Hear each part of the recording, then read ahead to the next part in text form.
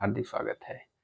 आज के इस वीडियो में हम लोग चर्चा करेंगे ऐच्छिक पेशियां तथा अनैच्छिक पेशियों में अंतर क्या होता है, अर्थात स्ट्रिप्ड मसल और अनस्ट्रिप्ड मसल्स में डिफरेंसेस क्या होते हैं। इसी डिफरेंस के बारे में अध्ययन करेंगे।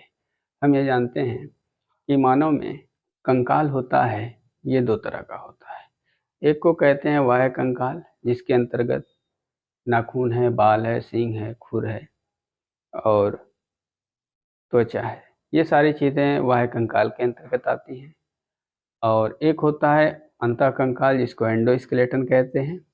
एंडोस्केलेटन जो होता है, ये हड्डियों से बना हुआ एक ढांचा होता है, जिस पर मांसपेशियां व्यवस्थित होकर के जीवधारियों को एक निश्चित आकृति प्रदान करती हैं।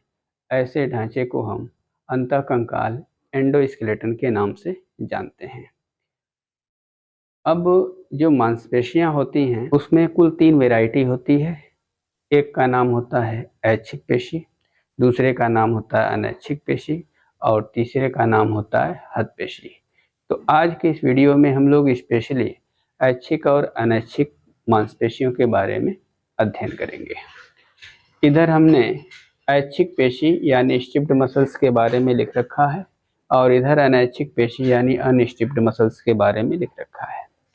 जो ऐच्छिक पेशियां होती हैं ये सीधे कंकाल से लगी हुई होती हैं, अर्थात अंतः कंकाल से अटैच जो पेशियां होती हैं हम उसको ऐच्छिक पेशी के नाम से जानते हैं।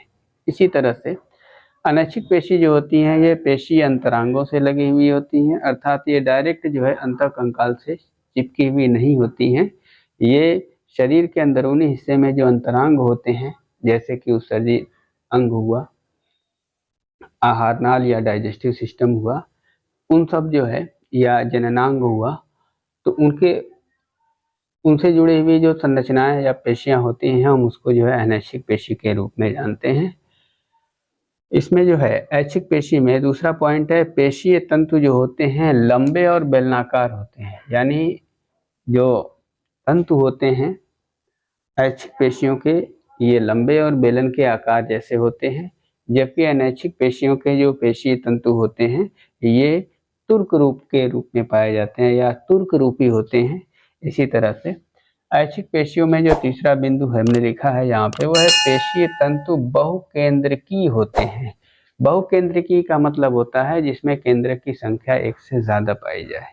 जब कभी भी एक से ज़्यादा केंद्र की संख्या होती है तो हम उसको बहुकेंद्रकी के नाम से जानते हैं, जबकि अनैच्छिक पेशियों में केंद्र की संख्या एक होती है। जो ऐच्छिक पेशियां होती हैं वो जंतु की इच्छा के अनुसार कार्य करती हैं, अर्थात इसकी कंट्रोलिंग हमारे हाथ में होती है या जीवधारी की इच्छा के ऊपर डिपेंड करती है। वो चाहेगा तभी उस जो है मांसपेशी से काम लेगा, नहीं चाहेगा नहीं लेगा। यानी अंडर कंट्रोल्ड कंडीशंस में इसके फंक्शंस होते हैं। जबकि अनैच्छिक जो पेशियां होती हैं ये जंतु की इच्छा के अनुसार कार्य नहीं करती हैं, अर्थात इसकी गतिविधियों पर जीवधारी का कोई अपना स्वयं का नियंत्रण नहीं होता है। ऐच्छिक जो पेशियां होती हैं काम करते करते थक जाती हैं, अर्थात एक निश्चित समय के बाद इनको हम जो कह सकते हैं कि विश्राम की आवश्यकता होती है, जबकि जो पेशियां होती हैं इनमें थकान का आभास नहीं होता है, अर्थात ये थकती नहीं है। जो ऐच्छिक पेशियां होती हैं इनका जो नियंत्रण होता है वो CNS यानी केंद्रीय तंत्रिका तंत्र के द्वारा होता है, जबकि जो अनैच्छिक पेशी होती है इसका जो कंट्रोलिंग होती है वो स्वायत्त तंत्रिका तंत्र यानी ऑटोनॉमस नर्वस सिस्टम के द्वारा होता है।